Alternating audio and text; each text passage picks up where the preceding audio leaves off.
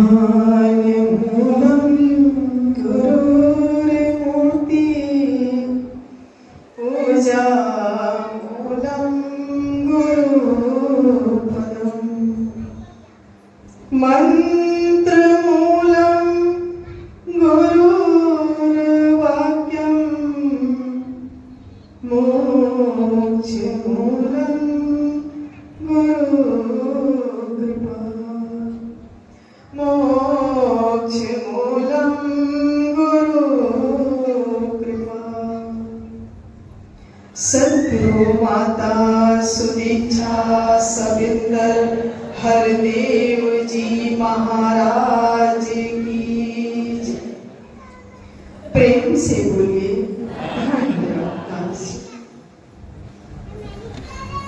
सत्संग जी। दासी महसूस कर रही है लगभग 2 घंटे हो चुके हैं। हम सब यहाँ पर सदगुरु की कृपा से इस परम पिता परमात्मा निराकार का गुणगान कर रहे हैं। दासी आज अपने आप को सौभाग्यशाली समझ रही है कि सदगुरु माता जी की असीम कृपा और आप संत भाई बहन की रहमत कृपा दृष्टि, आदरणीय संयोजक जी का शुक्राना, जो भी व्यवस्थापक हैं यहाँ पर सबका शुक्रिया अदा करती है दासी कि आप सबकी कृपा से यहाँ पर इस रूप में महिला समागम के रूप में आशीर्वाद लेने का दासी को अवसर मिल रहा है। सत्संग जी अभी जितनी भी बहनों को आशीर्वाद लेने का अवसर मिला, चाहे वो गीत का माध्यम रहा हो, चाहे कविता का माध्यम रहा हो, चाहे वो विचारों का माध्यम रहा हो, भाव सत्संग जी वो एक ही बनता चला गया कि जीवन में अगर सदगुरु नहीं तो जीवन शुरू नहीं। अभी एक बहन ने अपने भी अनुभव बताए, लगभग वो सभी इष्ट देव का नाम लेते हुए, चाहे वो भगवान शंकर जी की पत्नी पार्वती जी हो, अनेकों अनेक जितने भी नाम हम ले सकते हैं। सत्संग जी कहीं ना कहीं इन बातों को अगर हम समझें, महसूस करें, तो अगर देखा जाए तो इस संसार में मातृ शक्ति का एक अपना अहम दर्जा है, अहम भूमिका है। और अगर आज के इस युग में देखें तो सदगुरु स्वरूप में भी हमारी सदगुरु माता सुदीक्षा जी महाराज जी हैं, जिनकी रहनुमाई में हम सब की जीवन की यात्रा चल रही है। अब बात आती है सत्संग जी जीवन में सदगुरु की, कि सदगुरु की आवश्यकता क्यों है, क्या ये जीवन किस लिए मिला है, या इस जीवन को किस प्रकार से सहज सरल बनाया जा सकता है। दासी ने बहुत पहले पढ़ा था, किसी महात्मा के ही मुखारबिंद से सुना था, जिनकी जिनकी भी हम पूजा करते हैं सबका निचोड़।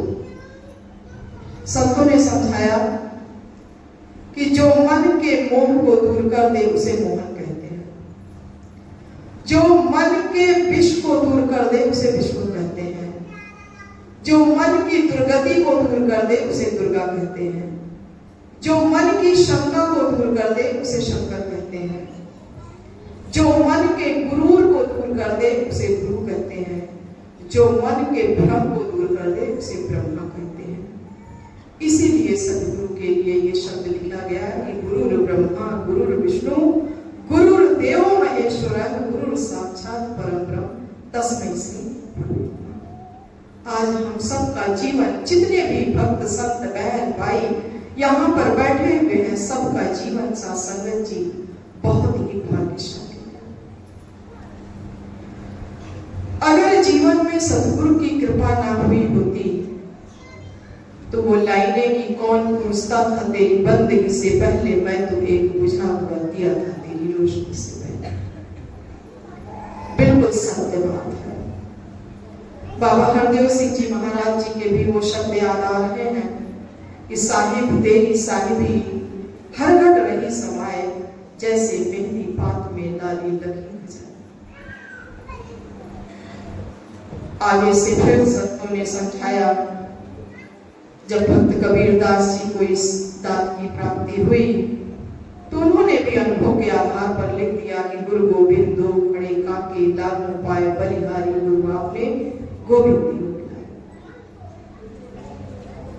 अब साथ संगत जी बात आती है कि हम सब तो अपने आप को भाग्यशाली बताते हैं, सौभाग्यशाली बताते हैं। वो जीवन में जो लाइनें केवल गाते थे, सुनते थे, सुनाते थे कि बड़े भाग्यवान स्तन पावा, सुर दुर्लभ सतन ने गावा, साधन धाम मोक्ष कर द्वारा, पाइन जे पर लोक सवारा। हम सबका जीवन तो साथ संगत जी सतगुरु की कृपा से सौभाग्यशाली बन गया। अभी बात आ रही थी कर्मों में उतारने की कि ज्ञान यदि कर्मों में ढल जाए जीवन का श्रृंगार। निरंकारी राजमाता जी के वो शब्द कि भूल गई सब तात पर आई, जब से साध संगत मोहि पाई, ना कोई बैरी ना कोई बेगाना, सगल संगम को बनी आई। ये सब भाव साथ संगत जी उत्पन्न कैसे होंगे या उत्पन्न कैसे होते हैं? जब तक जीवन में पूर्ण सद्गुरु की कृपा नहीं होती। हम सब भी करते थे भक्ति, हम सब भी पूजा आरती वंदन प्रार्थना करते थे। अभी एक बुक हम सबके मिशन की आई हुई है प्रार्थना, पर हमारे राज वासुदेव जी की लेखनी द्वारा लिखित है। उसमें उन्होंने समझाया कि पहले हम सब जो पूजा करते थे वो हमारी प्रार्थना होती थी, और प्रार्थना में कहीं ना कहीं चाहत छिपी होती थी, मांग छिपी होती थी कि मेरी ये मांग पूरी हो जाए, मेरी ये चाहत पूरी हो जाए। अनेकों अनेक सब अपने अपने अंतर्यामी हैं, देख ले। वो परिवार में गृहस्थ में रहते हैं, नौकरी है, मकान है, शादी है, गृह प्रवेश है, अनेकों अनेक चाहत। बेटी की शादी नहीं हो रही है तो हम जब बैठते थे पूजा करने तो हम प्रार्थना करते थे, और उस प्रार्थना में हमारी मांग हुआ करती थी। लेकिन जब सद्गुरु की कृपा हुई जीवन में तो सत्संग जी वो प्रार्थना बंदगी में बदल गई, वो प्रार्थना हमारी इबादत में बदल गई, वो प्रार्थना हमारी भक्ति में बदल गई। आज सत्संग जी हम सब भक्ति कर रहे हैं, क्योंकि सद्गुरु ने भक्ति का मर्म समझा दिया कि भक्ति, अभी वो शब्द आ रहे थे बाबा हरदेव सिंह जी महाराज जी के द्वारा लिखित कि शुक्र किए जा तू मालिक का शुक्राना ही भक्ति है, शिकवे गिले को लब पर अपने ना लाना ही भक्ति। सत्संग जी विचार करें कि क्या पहले हम सबके जीवन में शुक्राना था? नहीं था, शिकायतें ही शिकायतें थी। लेकिन आज जब कृपा हुई तो वो एक एक शब्द जीवन में समाहित होते चले जा रहे हैं कि जितना नजदीक खुदा उतना ना कोई समझ उन्हीं को आई जिन पर रहमत हुई। आज वो शब्द समझ में आ रहे हैं कि जिधर देखता हूं उधर तू ही तू है, कि दर्शय में जलवा तेरा हूबहू है। आज वो शब्द जीवन में चरितार्थ हो रहे हैं कि एक नूर है सबके अंदर, नर है चाहे नारी है, ब्राह्मण क्षत्रिय वैश्य हरिजन कल्पत सारी है। आज जीवन में वो लाइनें समाहित हो रही हैं कि बिन पग चले सुने बिन गाना, कर विद कर्म करे विद नाना, आनंद रहित सकल रस भोगी, बिन वाणी भक्ता बड़ जोगी। क्योंकि गुरु पूरा, ज्ञान पूरा, निरंकार भी पूरा है, पूरी दिल साध सकल दरबार भी पूरा है। ये सत्संग जी हम सबको जो दात प्राप्त हुई है ये कोई साधारण दात नहीं है। पिछला इतिहास उठा के देखें, गीत में भक्त मीराबाई का नाम आया, भक्त मां शबरी का नाम आया, अनेकों अनेक भक्त हुए जिन्होंने इस दात को प्राप्त किया और प्राप्त करने के बाद वो कोई भी युग रहा हो, उन्होंने इस दात को जीवन में समाहित करते हुए जीवन जीना शुरू किया। आज सदगुरु वक्त के जो मुर्शद हैं, सदगुरु माता सुदीक्षा जी महाराज जी, वो भी हम सबसे यही चाह रहे हैं कि अगर हम सबके जीवन में ये दात मिली है,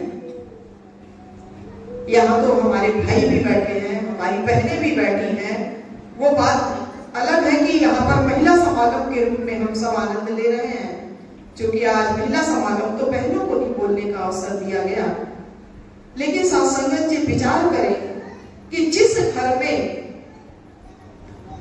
ये दात समाहित हो जाती है, ये ज्ञान समाहित हो जाता है परिवार के एक एक सदस्य में, तो शहंशाह बाबा अवतार सिंह जी ने लिखा कि नाम दवा है सब लोगों की, सारे दुख मिटाए नाम, नाम में इतनी शक्ति लोगों बिगड़ी बात बनाए नाम, जिसके नैनों नहीं रोशनी उसको राह दिखाए नाम, स्वर्ग का नक्शा बन जाता है जिस घर भी बस जाए नाम।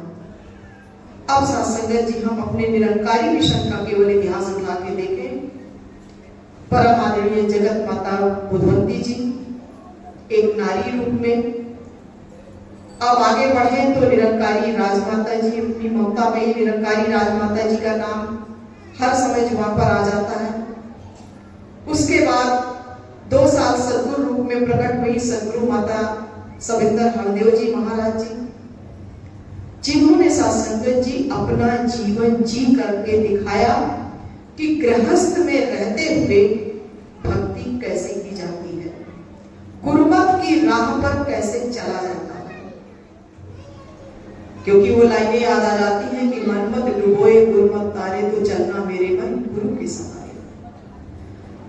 जब केवल और केवल अगर हम बहनों की अपनी बात करें, अपनी बात करें, तो साथ संगत जी एक घर को स्वर्ग बनाने में सबसे ज्यादा अगर श्रेय जाता है तो बहनों को ही जाता है। कहते हैं यही नारी अगर चाहे तो घर को स्वर्ग बना दे, और यही नारी चाहे तो घर को नर्क बना दे। अब अगर हम अपना पिछला जीवन देखें तो दासी तो यही महसूस करती है कि शायद वो गुण नहीं थे जिससे कि घर को स्वर्ग बनाया जा सकता था। लेकिन आज सदगुरु की असीम कृपा हुई, जब सदगुरु ने ये अमूलक दात प्रदान करके ये समझा दिया कि परिवार का एक एक सदस्य संत है। अगर सबने ब्रह्म ज्ञान ले रखा है बहुत अच्छी बात है, अगर केवल नारी ही ले रखी है तो उसका हृदय सासंग जी कहीं ना कहीं सदगुरु ने परिवर्तित कर दिया, समझा दिया, दृष्टि बदल दी। क्योंकि कहते हैं जैसी दृष्टि वैसी सृष्टि। हमें तो दृष्टि मिल गई, हम सबको दृष्टि मिल गई है कि एक नूर ते सब जग उपजिया कौन भले गोमन दे लोगा भरम न भूलो बाई, खालिक खलिक खलिक में खालिक पूरे सब ठाई। यानी कि किसको कैसे पत्थर मालूम कौन पराया है, शीश महल में हर एक चेहरा अपना बनता है। जब और आगे बढ़ जाए तो बाबा हरदेव सिंह जी महाराज जी अक्सर ये बात रखते थे, समझाते थे हम सबको कि आंसू तेरे हो या मेरे, आंसू की भाषा एक है, दुख तेरे हो या मेरे, दुख की परिभाषा एक है। जब हृदय में ये सारी बातें समाहित होने लगती हैं और हम एक नूर हर किसी के अंदर देखने लगते हैं, चाहे वो बच्चा हो, चाहे बूढ़ा हो, चाहे बहन हो, चाहे भाई हो, चाहे माँ हो, किसी भी रूप में सत्संग जी, जितने भी हमारे रिश्ते नाते हैं परिवार के, तो निश्चय मानिए सत्संग जी फिर सतगुरु की जो शिक्षा है कहीं ना कहीं वो भी हमारे हृदय में बसती चली जाती है। और जितना जितना हमारे हृदय में समाहित होती चली जाती है उतना उतना सत्संग जी जो दैवीय गुण है, सहनशीलता, प्रेम, करुणा, दया, मिलवर्तन, सहिष्णुता, धार्मिकता, अनेकों अनेक ये गुण सत्संग जी सहज में फिर उत्पन्न होने लगते हैं। और जब ये गुण उत्पन्न होने लगते हैं फिर सत्संग जी उस घर में हम गौर करें वाकई में स्वर्ग का नजारा दिखने लगता है। फिर उस घर में वो लड़ाई, वो झगड़े, वो तकरार फिर नहीं देखने को मिलती है, केवल प्यार ही प्यार। अभी झांसी में भी समागम हुआ, आदरणीय मीना बहन जी यहाँ से आशीर्वाद देने के लिए हम सबको गए। सत्संग जी यही रूप आज सदगुरु भी हम सबसे यही चाहते हैं कि ये जो रूप यहाँ देखने को मिल रहा है, जो प्यार का वातावरण यहाँ देखने को सत्संग में मिलता है, यही वातावरण हमारे घर में भी हो। एक एक शख्स के अंदर गुरमत बसी हो। और सत्संग जी निश्चय मानिए कि जिस घर में गुरमत बस जाती है, दासी आगे बढ़ रही है, उस तरफ ममता मई निरंकारी राजमाता जी के समक्ष एक पत्नी गए। ये बात अक्सर महात्मा बहनें उदाहरण देती है। आपस में बहुत लड़ाई होती थी और वो दोनों आपस में लड़ाई करते करते बिल्कुल तंग आ चुके थे और दोनों अलग होना चाहते थे। राजमाता जी के चरणों में नमस्कार किया दोनों ने और कहा कि राजमाता जी अब बहुत हो चुका है, हम सब नहीं रह सकते हैं साथ में। निरंकारी राजमाता जी ने कहा अच्छा। फिर उन्होंने जो अपना मूल मंत्र है, जो जीवन को सजा देता है, संवार देता है, तो ही निरंकार मैं तेरी शरण हाँ मैं बख्श, यही पत्नी को और यही पति को दोनों को लेकर के देती हूँ बेपरवाही। और समझाया कि अगर पत्नी बोलना शुरू करे तो पति से कहा कि आप बिल्कुल चुप रहेंगे, केवल इस मंत्र को ध्यान में रखेंगे। और यही बात पत्नी को समझाया कि जितनी देर तक पति कुछ बोलेंगे आपको नाराज होंगे, कुछ भी कहेंगे, आपकी भले ही गलती ना हो, लेकिन आप ये मंत्र केवल मन में कहती रहेंगी। सत्संग जी दोनों चले गए। पति ऑफिस से आते नाराज होते, किसी भी बात पर सामान सही जगह नहीं रखा है या टाइम से चाय नहीं लाई, जो भी वो कुछ भी बोलते, लेकिन पत्नी निरंकारी राजमाता जी के शब्द को याद करके सिमरन करने लगती। और जब पत्नी किसी बात पर नाराज होती तो पति भी वही नुस्खा अपनाते जो राजमाता जी ने समझाया था, वो भी सिमरन करने लगते। ऐसे ऐसे समय गुजरने लगा। अभी बताते हैं 1 महीने शायद गुजरे होंगे, दोनों में इतना प्रेम बढ़ गया कि दोनों वापस पहुंच गए निरंकारी राजमाता जी के पास। निरंकारी राजमाता जी ने सोचा कि शायद फिर कुछ शिकायत लेकर के आ गए, तो बैठाया सामने, बोली क्या बात है। फिर कुछ बात हो गई, दोनों चरण पकड़ लिए, कहने लगे नहीं राजमाता जी, हम सब आप दोनों आपसे क्षमा चाहते हैं और दोनों अब एक साथ रहना चाहते हैं। माता जी मुस्कुराए और दोनों को भरपूर आशीर्वाद दिया। सत्संग जी कहने का भाव यह है कि ये सब छोटी छोटी बातें जो परिवार में अक्सर हो जाया करती हैं,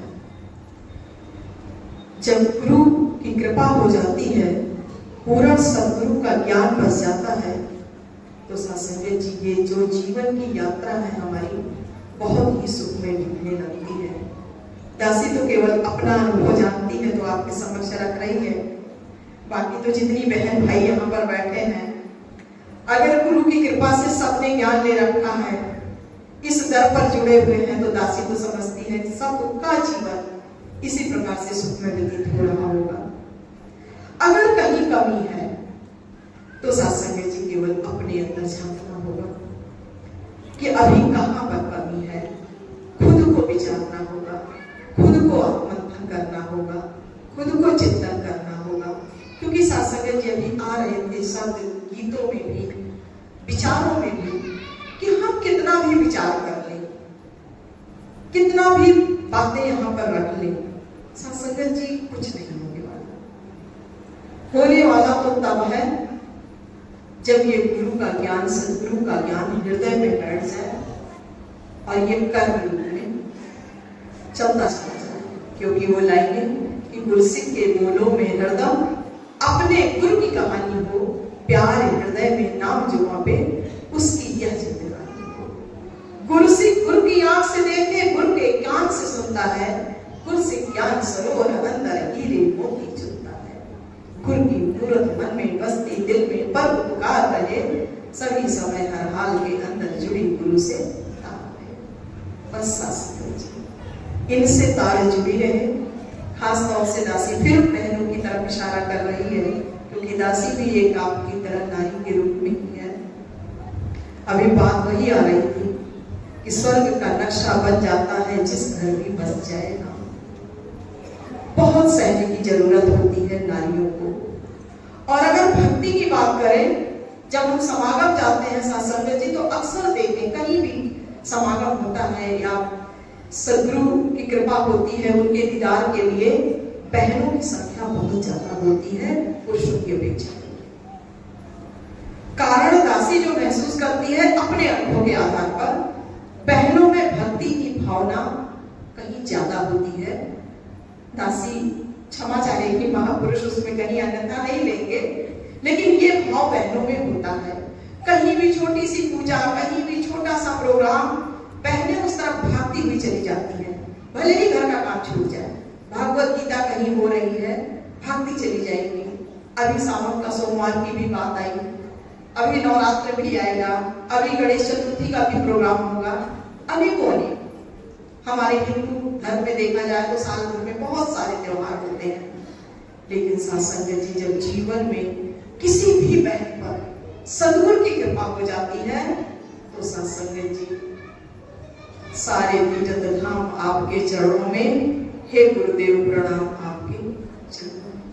फिर सत्संग जी सारे तीर्थ धाम, क्योंकि संसार बाबा अवतार सिंह जी ने लिखा कि सदगुरु के चरणों से पावन तीर्थ और स्नान नहीं, बिना गुरु के पशु या बंदा बन सकता है इंसान।